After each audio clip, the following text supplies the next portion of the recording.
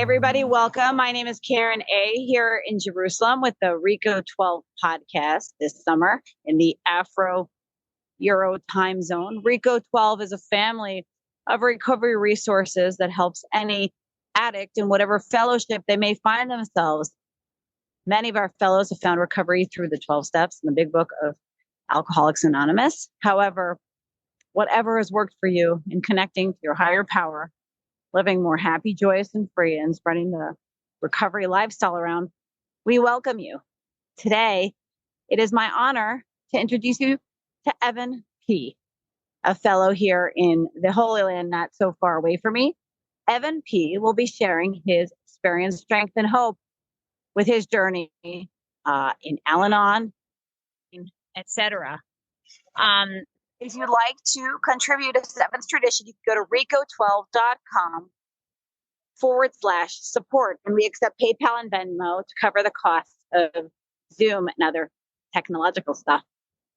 If you'd like to share on reco12.com, I'll be putting my number in the chat.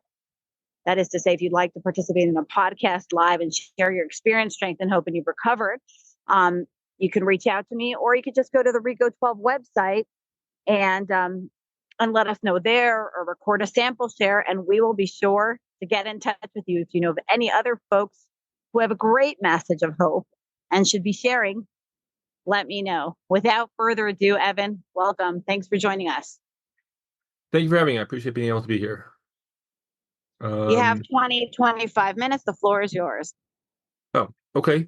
My name is Evan, and I'm grateful covering addict, a member of the Al-Anon family groups. I guess I'll talk a little bit today about grief and recovery and the family and recovery. Bit about myself. We, as a family, well, first of all, my wife and I came into recovery right after our youngest child was born, about a little over 11 years ago. After a number of, we were married for 31 years, many years of active addiction in the family, both in our home and in our families of origin. It would come to a certain level of crisis, and we're very grateful to have found 12-step groups. We joined a number of them, talking mostly about the Anon side, but after a couple years in program, we started bringing our children. At the time, our oldest child was 19, but we have a large family, and we have a number of children most of our children were still living at home. Some were teenagers, some were preteens, and we realized that they didn't have a framework. That here in Israel there wasn't a framework for children to be involved in 12 steps. So we helped set up a number of Anon or teen groups, Nar-Teen, Al-Anon, and for the most part, most of my children grew up in recovery. It was not easy going in the beginning, but what we're grateful to find that as time went on, some of our older children realized that they had their own addictions, and they joined various A fellowships, which was, I like to say, that saved lives. I'm grateful today that you have several kids in A fellowships that really work their program. One is had long-term sobriety. One is still working on it. But the fact that we were very open with our children about recovery, about what addiction is, and that it's a family disease, and that it's, to some extent, it's genetic, and but even if it's not, you're still growing up in a dysfunctional family to some extent. And we found that the tools provided for us by by the 12 steps, by recovery, really make everybody's life better. And so we still have a number of children who are very active in the fellowship or in various fellowships. Younger kids, not as much these days. But then I was very grateful that I had with my wife and I were able to have close to 11 years in program together now. About a little over a year ago, my wife was diagnosed with cancer, and it was very aggressive. And about 6 months later, in November, she passed from that cancer. And first of all, I have to be very grateful to the fellowship and to the program for really giving not only me the tools, but the whole family and certainly my wife the tools to be able to deal with it, and to be able to be in that place of acceptance. We understood what was going on. Obviously, it was not fun. It was painful. But we talk in Al-Anon. It's a very well known thing in Al-Anon that pain is inevitable and suffering is a choice. And we can accept that this is a difficult situation. That there's a lot of hard emotions and difficult times. But at no point do we need to suffer. Do we need to be in resentment or anger? A lot of the talk about in the stages of grief, some of that can be shortcutted. There's no bargaining, and there's no arguing, and there's no anger, because you've done all the work in advance. We've done all the work of, okay, this is we know this is going to happen. I mean, I don't think at any point along the way it was in doubt that that my wife would not live for happily ever after. It was, again, thought it was very aggressive, and it was at a late stage when we realized what was going on. But we're grateful for the time that we had, and we're grateful that the about 6 months from the diagnosis to the time that she passed, that we really were able to practice these principles, and to be moved from just a pain and shock to a place of love and acceptance, and use the experience to then be able to, as I said, like, help others, to give hope and strength to others. Again, not that we ever want anybody else to go through the experience, but it is an inevitable experience in a lot of people's lives, to lose a close family member, sometimes earlier and hopefully later. But going on from the time she passed, so I said I'm now a single father. Currently, I have 4 children still living at home. Thank God we have a large family. But I have 4 boys who still live at home, and some of them are still elementary school. So the things that I've found most helpful are a lot of program tools. Talk about the 7th tradition. In 7th tradition, every group should be self-supporting through its own contribution. We can expand on that and build out on that and say, no, I need to be self-supporting everywhere. This was a very important goal for the family, and certainly between my wife and I.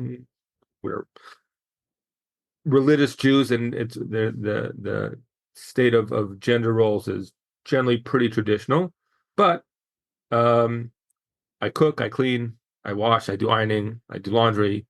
I'm able to manage a household because we need to be self-supporting through our own contribution. And certainly there's always times as a spouse that the other other person in the relationship is incapacitated, and you can't let things fall apart during those times. And you get to the point where, at some point, you might not have that person around. And it doesn't necessarily need to be through somebody passing away. People get divorced. There's all sorts of other life events that might put us in that position. Chronic illness, whatever it is, that we end up having to shoulder all of the burden of managing the household. And I find that for me, that comes down to one day at a time. I get up in the morning and I make my bed. It's the first thing I do every morning. That idea that I'm not going to give up. For me, that's a certain symbol that no, my house is in order and I can manage. So I get up and I make my bed before I do anything else. I never leave my room with my bed unmade. And I'll tell you, before before my wife passed, I can probably count half a dozen times where I made my bed in the morning. I was not a bed maker beforehand. But I found that as a touchstone, as an anchor to my day of no, today I'm doing my part just for today. And so I make my bed, take a nap in the afternoon. First thing I do, I make my bed. And finding these little anchors, man, sometimes I'll add a prayer and try to connect with my higher power through that action, and remind myself, no, I have a tremendous amount of gratitude, a tremendous place to be grateful here, and very grateful that I had 31 years of marriage with my wife. I'm grateful that we have beautiful children and my children are healthy, and I have wonderful, adorable grandchildren who I'm the luckiest man in the world. They live down the street and I get to see them all the time, and they come over and I get to spend a lot of time with them. And I understand that not everybody has that blessing. And every morning I have a gratitude list that I do every morning. And I remind myself not only of all the things that I have now, but I have to look back and say, I'm grateful for all of the things I was able to share with my wife, that we were able to share in 31 years together, and that we were able to share children, that we were able to share helping build the program here in Israel, that we were able to help build our communities. In several communities, we've lived in several communities, and in every community we helped build some part of the community. And these are all things that I always have, that we will always have, and reminding myself constantly of those things. And I said there are always, again, I'm not saying it's not difficult, and there's always times that I'll be reminded of things that I don't have anymore. Things that I would normally. The hardest part is, I guess, for me, is when I see something great with the kids, that they succeeded at something, that somebody did something good for them, and I would normally, if I heard about this, the first thing I do is I would call my wife and tell her and be able to share that joy, and that's something that's very hard for me.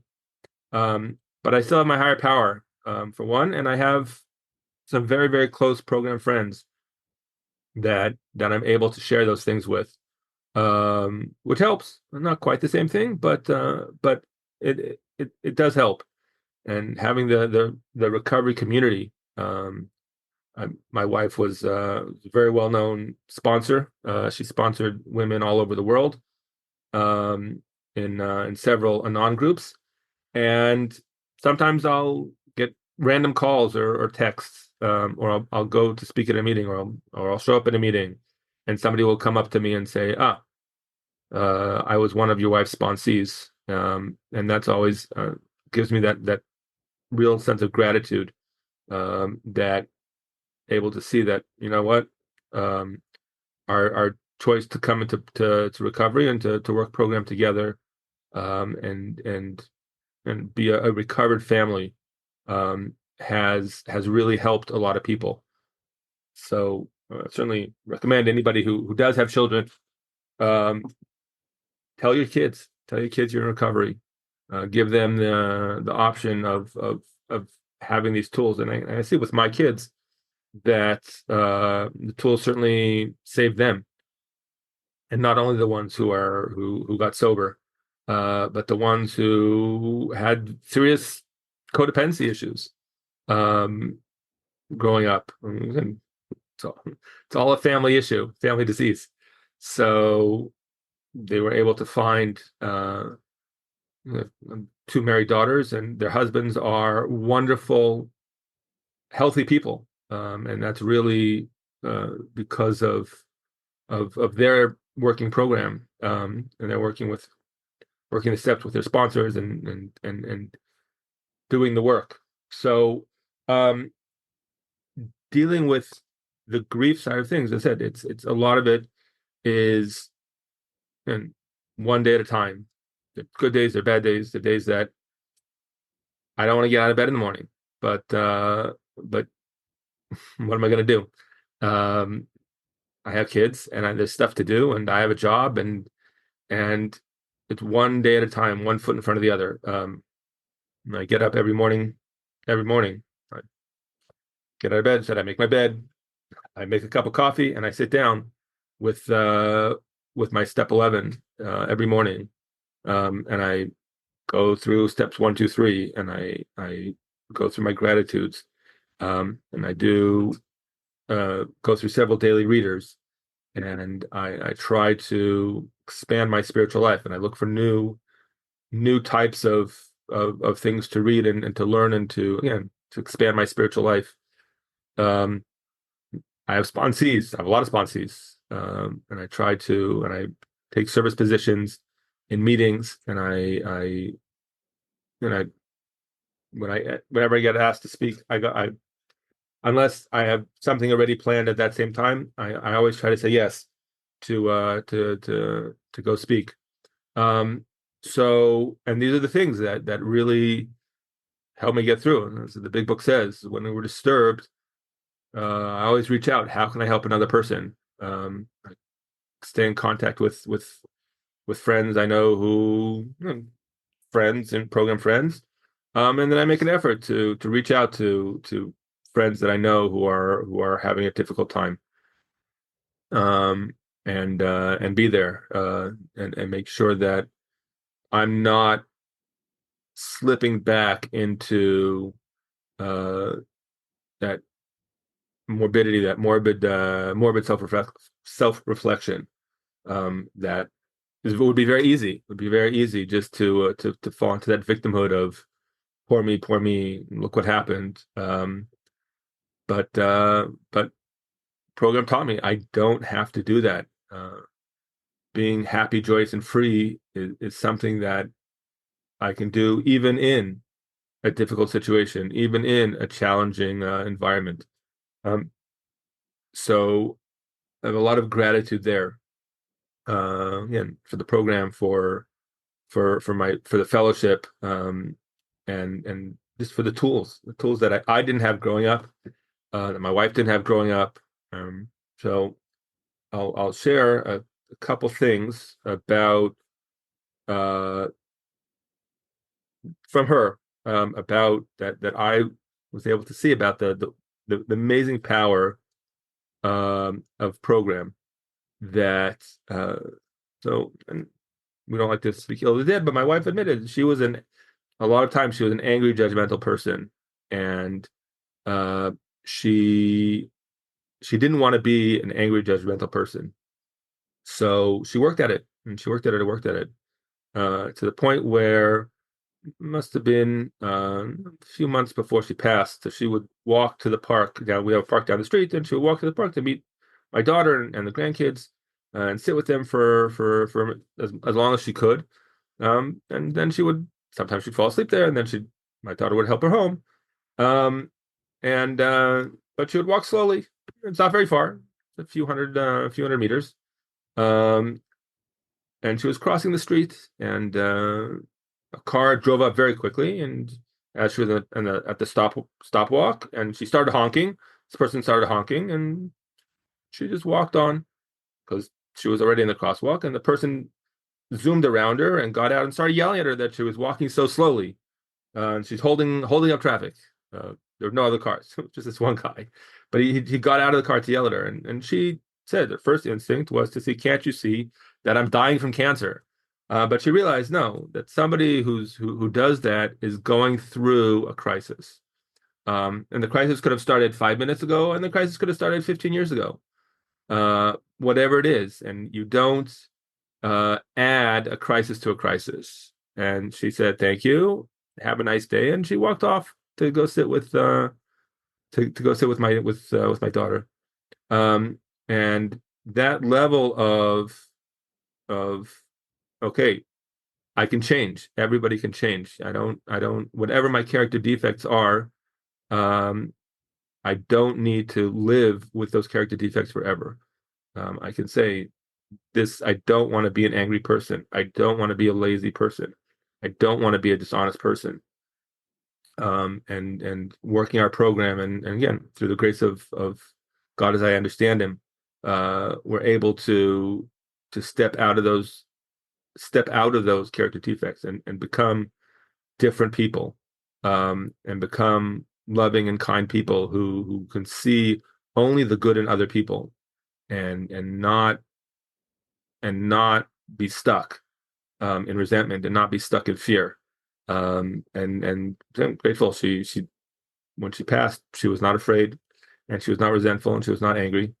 And she was accepting of the will of her higher power, and through that I was able to also uh, accept and be grateful for what we had, and not resentful about what I didn't have. So I think I'll leave it there, and with gratitude. Have a good day. Wow, that is so amazing. Evan, your story is amazing. Your wife's story is really amazing. It's definitely inspired me for today. I relate to that. Wanting to tell someone off or tell them all your issues. Oh, there's some construction here. I'll ask my question short. So thank you and her of blessed memory for inspiring us today. I want everyone to please write up their questions in the chat for Evan, and we'll ask them. If Evan wants to read them out, he can. I have a question. You said you work with others. Can you talk a little bit about the program you work, how you work with others? Do you take them through the 12 steps of the big book of Alcoholics Anonymous? Do you do Al-Anon? What do you do? So yeah, we're very big book people in our family. I start with the big book. As a matter of fact, we start with step 10 and 11, and not with step 1.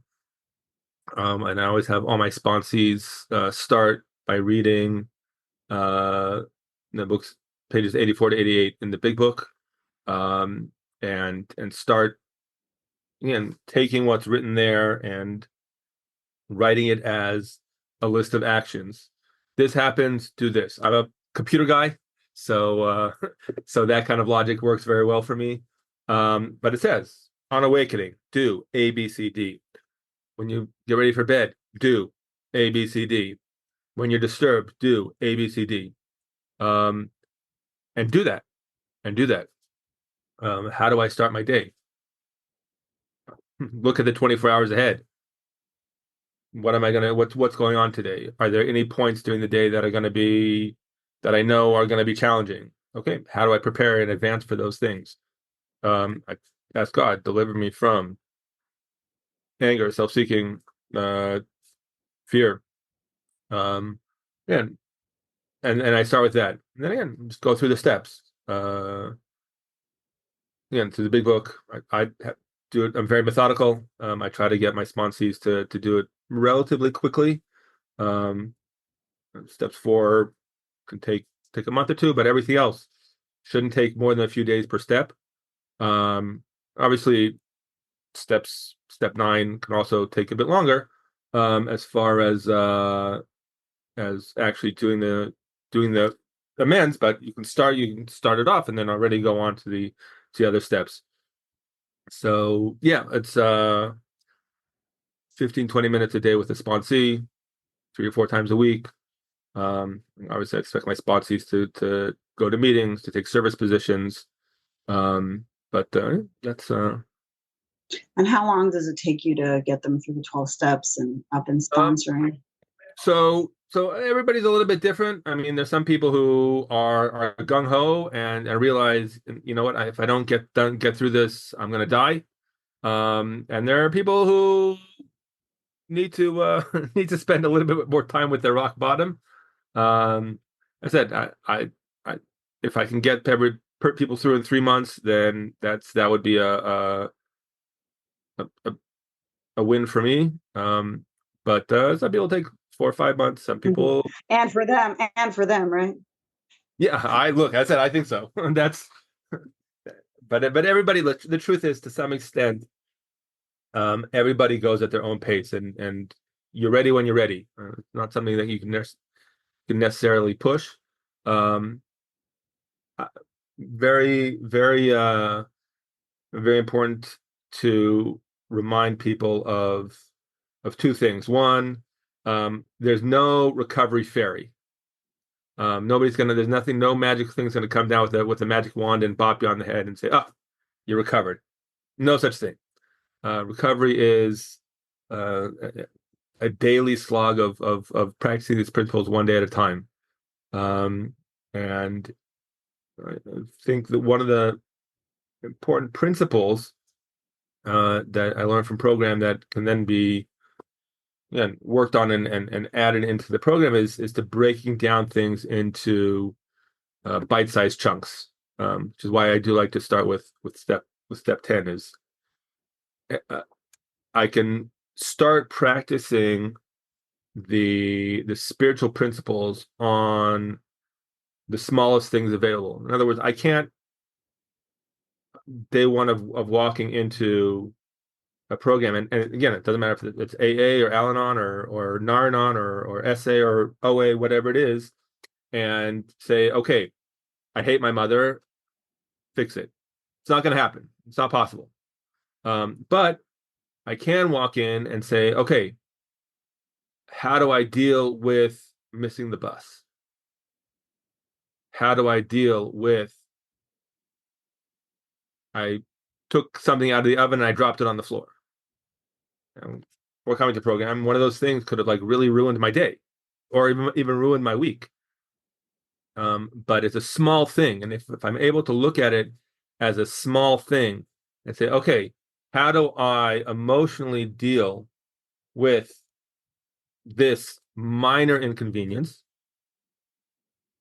And I practice that, and I practice that every day. Of okay, this annoyed me. This is the reason why it annoyed me. These are my demands from God. I want to let go of my demand. These are the character defects that I exercise when I'm annoyed.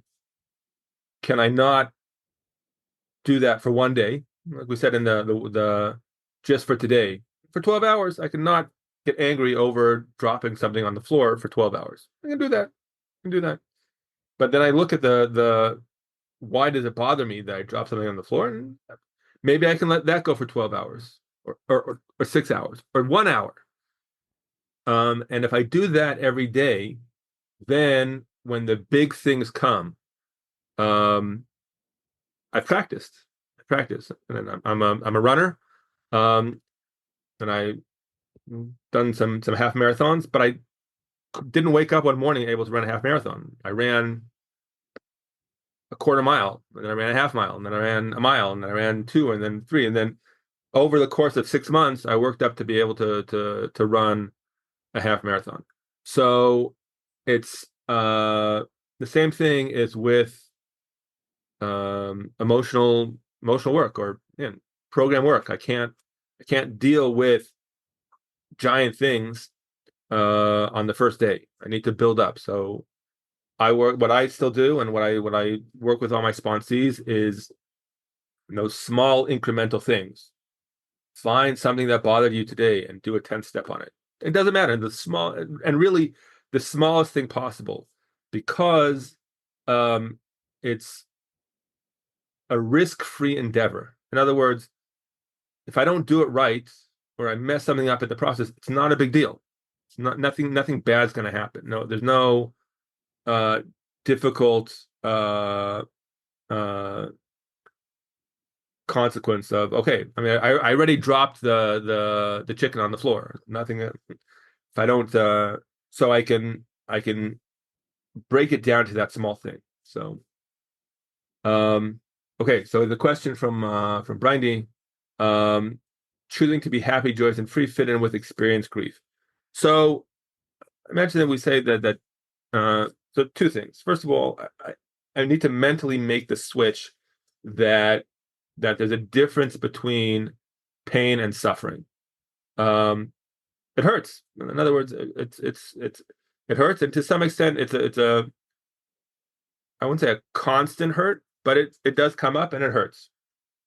And so people who experience all sorts of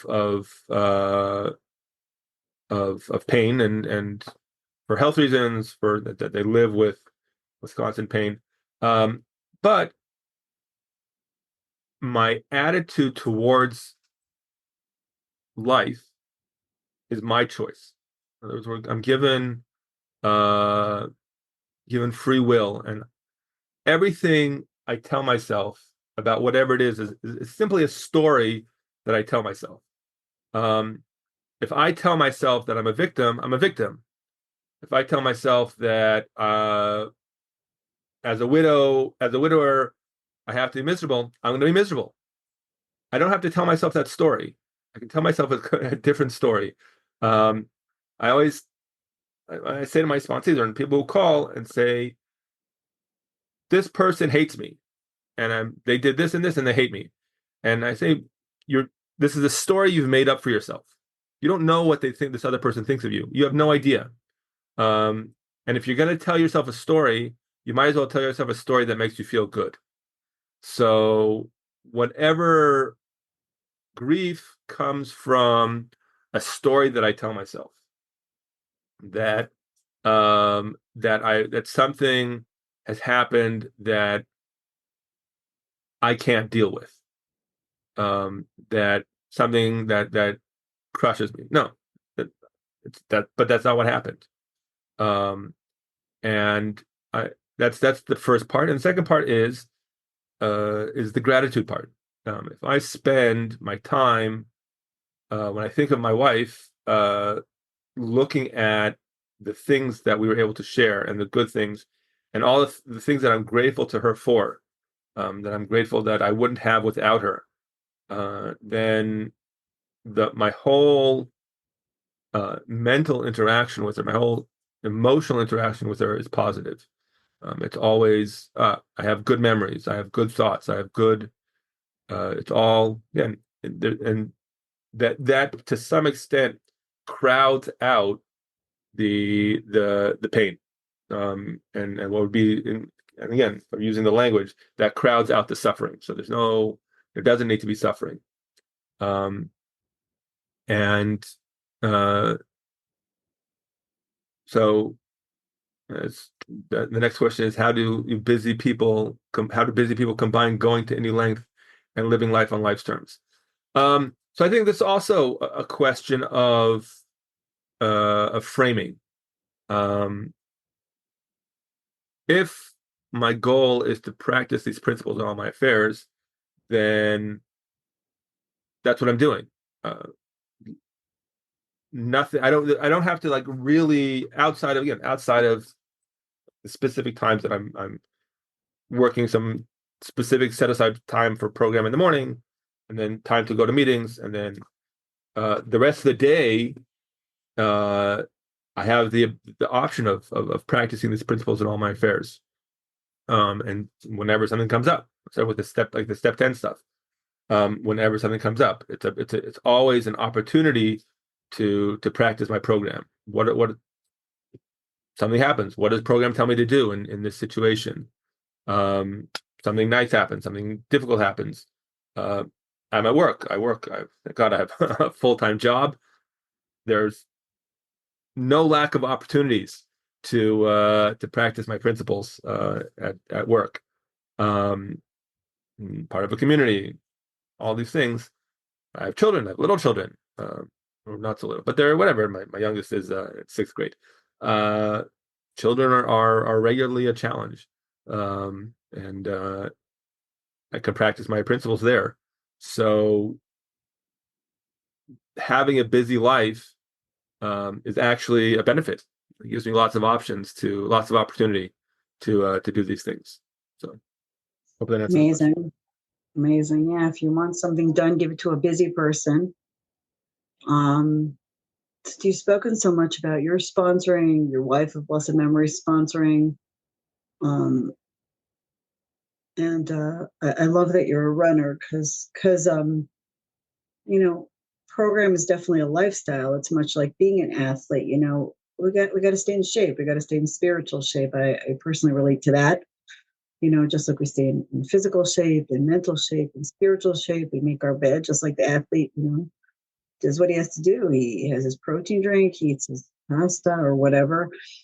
We make our beds, we say our prayers, we call our people, we do our service, we get on this call like an athlete.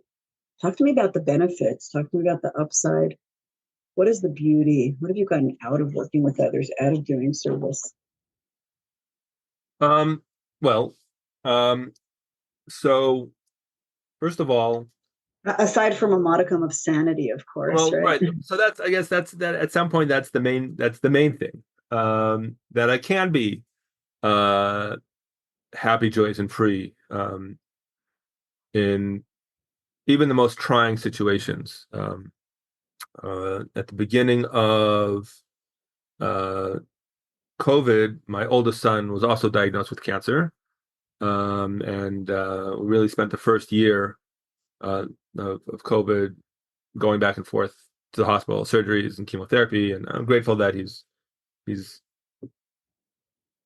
cancer free, but being able to do that, and to be present, and not fall into being unable to get stuff done. And at the end of the day, if you're a parent, it doesn't matter if whatever you're feeling, whatever difficulty you personally are going through, you have a responsibility. And I can't say today, oh, you know what, I'm going to shovel my kids off on somebody else. There is nobody else. There is nobody else for me to say, okay, I'm too tired today. I'm too upset today. Let's call in the cavalry. And I live in Israel. My parents and my in-laws live in America. I have a daughter who lives down the street, but she has 4 little kids. She needs more help than I do. So being able to, as they say, suit up and show up every day, and stay sane at the same time. And not only sane, again, sane is a very low bar, but to be able to suit up, show up, and smile, and be happy, and be joyous and free. That's it. That's the blessing. That's what we're here for. Yeah, that's amazing. I hope you guys are hearing that. I don't know if you're single on the line and potentially feeling sorry for yourself. And I don't say that in a mean way. You may have good reason to. You may have been through a lot. Certainly my fellows and sponsees have been through the gamut of, abuse, rape, abortion, and divorce, betrayal, you name it. But if you're feeling blue, you want to get this. How many kids do you have, Evan? We have 9 kids. So it's 9 kids. Mm-hmm. Sole breadwinner. Some of them in active addiction. If he's an addict like me, he's I think we lost you, Karen. Barely handle his own emotions and his own practice. What's that? You're back. No, you froze for a minute. So I said, and if you're anything like me, we addicts just managing our own, internal deal, our own spiritual unmanageability, lack of discipline, letting God discipline us, that's no small task, and then throwing 9 kids into the mix, in-laws, kids-in-law, grandkids, so I want you guys to really take the strength and hope from here that it doesn't matter what's going on in your home. Here we have a fellow who is contending with grief, bereavement, disease, addiction, and he's a superstar. He's the real Iron Man right here. So I want you all to take strength from that. Happy, joyous, and free. We know that it's not when we do the geographic. It's not when we get the penthouse apartment with the perfect view. It's not when we get the guy. It's not when we get the girl. It's not when we lose the 10 kilo. If you're an OA like me, that's not when it is. It's when we do that internal work in the vortex of whatever you're going on, where that's really a lot of hope that I'm taking from here. Guys, did you ever think you could run a marathon in the middle of, a hurricane? I mean, that's just next level. So I want you all to hear that. And I would like you to maybe give some encouragement to the people on the line about getting through the 12 steps if they haven't, Evan, and getting to working with others. And if they're feeling intimidated because, they got so much going on, whether, the buzzword is narcissist is all the fad, right? Mom's a narcissist, dad's a narcissist, my ex is a narcissist. So even if you have 25 narcissists in your life and 55 abusers or, whatever, we all have them, take a chill pill. But yeah, strength, one important thing, and I guess this will also hopefully address to some extent Sas's question. I think it's a question. One of the ways to deal and with trauma, and one of the things that we learn through working the steps is how to put the past in perspective. And first of all, the past can be 20 years ago, and the past can be a year ago, and the past, to some extent, can be 5 minutes ago. And trauma is difficult. Obviously, PTSD is a real thing. And if you have PTSD, you need to speak to an experienced trauma therapist to help you deal with PTSD. That is something. But if it's not a question of PTSD, it's just a question of how do I again frame this experience? How do I look at an experience that again is traumatic and turn it from a negative experience to a positive experience?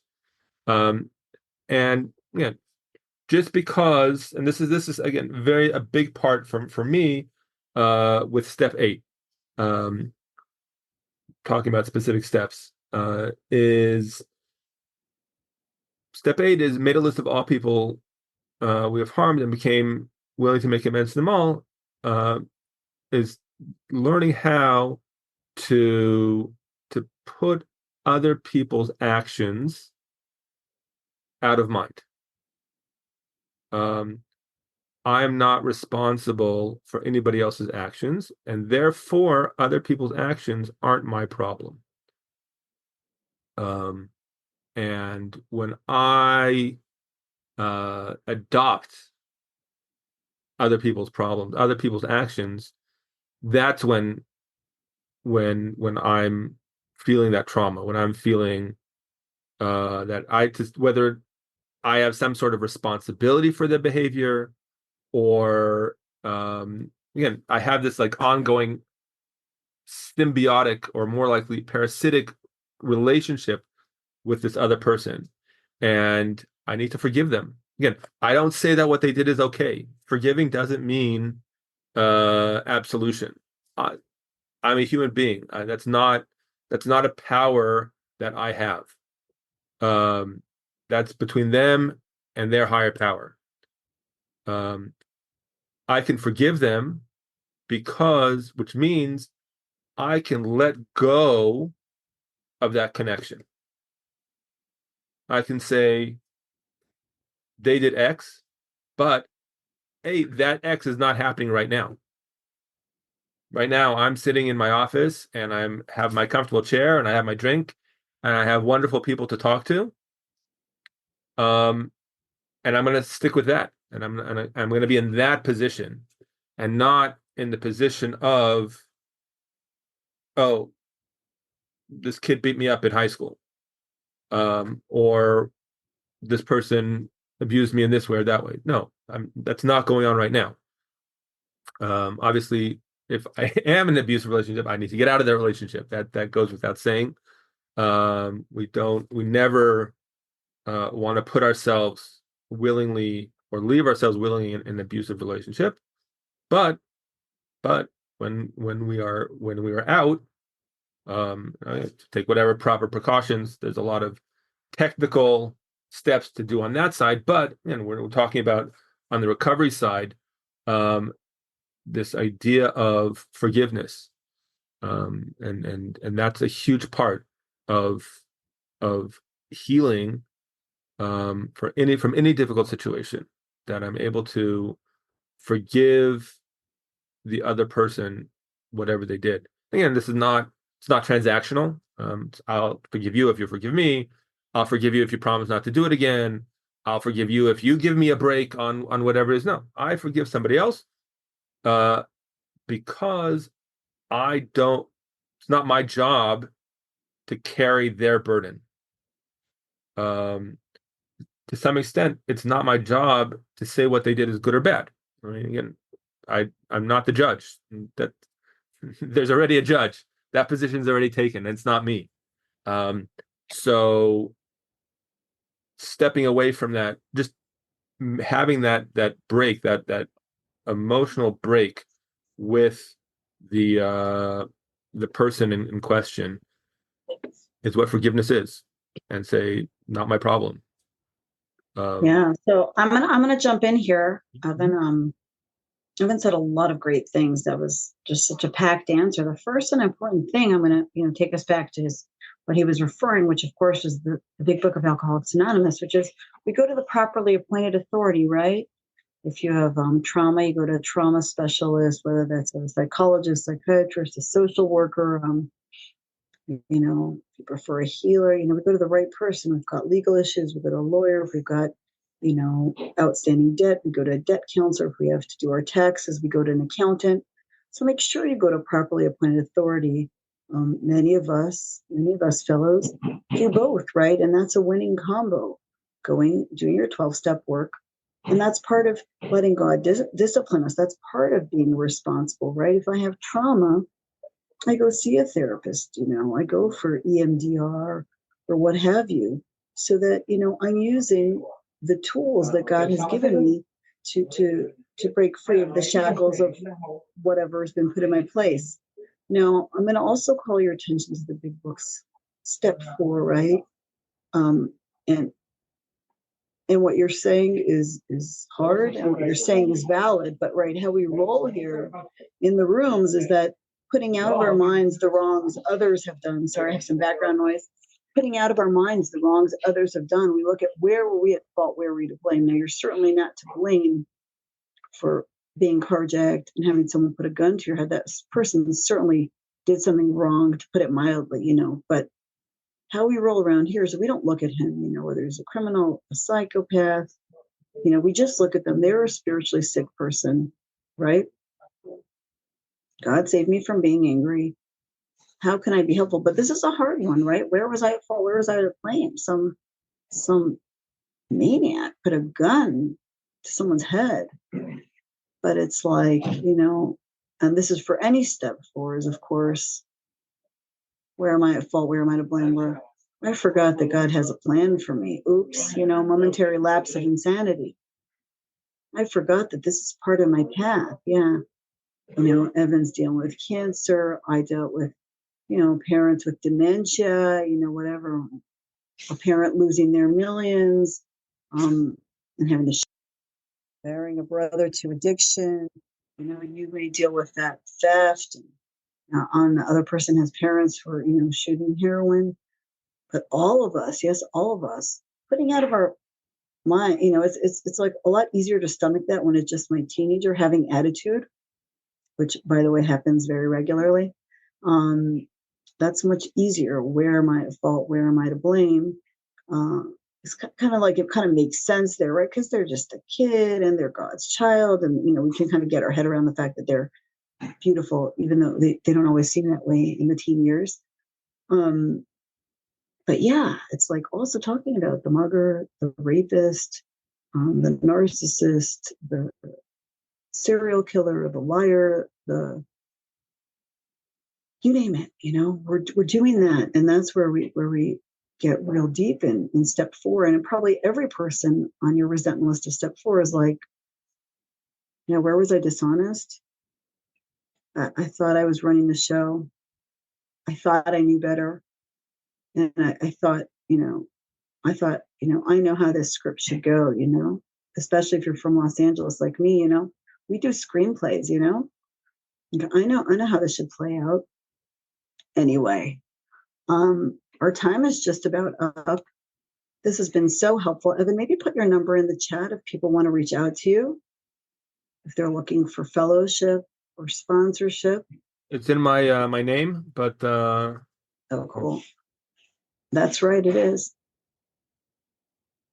I'm available on WhatsApp or Signal, Telegram. And you're cool with us passing on your number to people who are looking for fellowship or sponsorship? Does that work for you? I don't know how much time I have to sponsor, but if anybody wants to reach out, feel free to text me. Oh yeah, maybe you've got some sponsees that can help them out. Possible. Okay. Speakers, so. Thank you for your time. Sure thing. Thank you for sharing this amazing story of hope and recovery, no matter what's going on. And with that, I'd love for you to pray us out.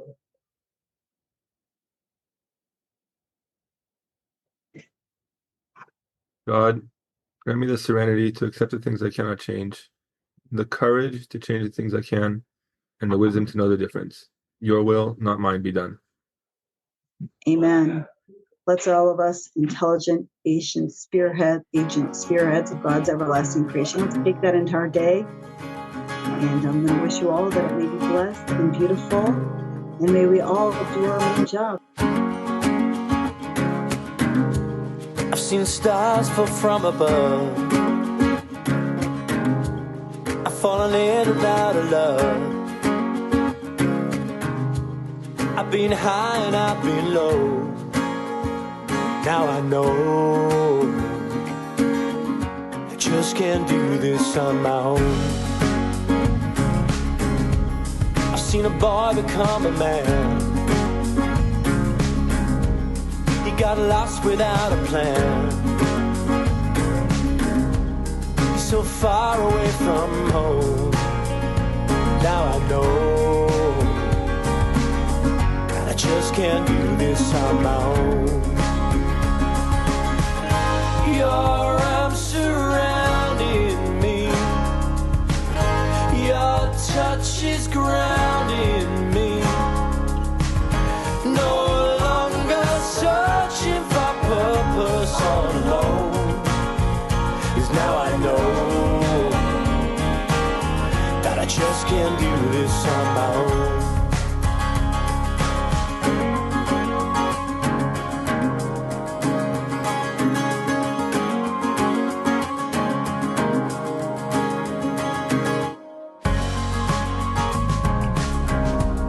I'm looking for the words to say.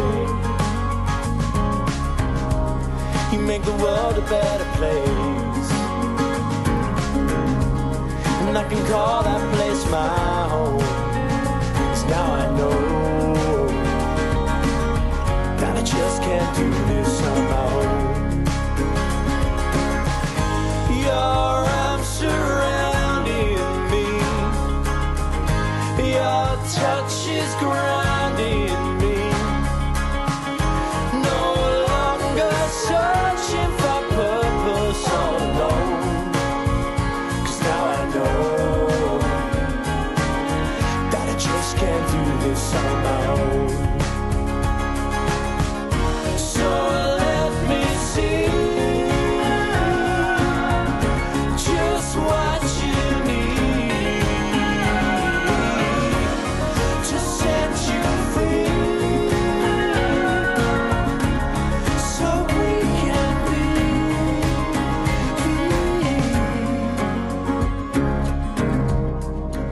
stars fall from above.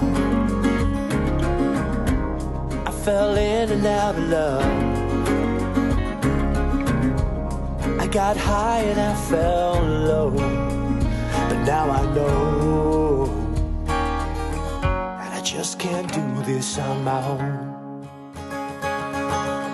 No, I just can't do this on my own. I just can't do this on my own.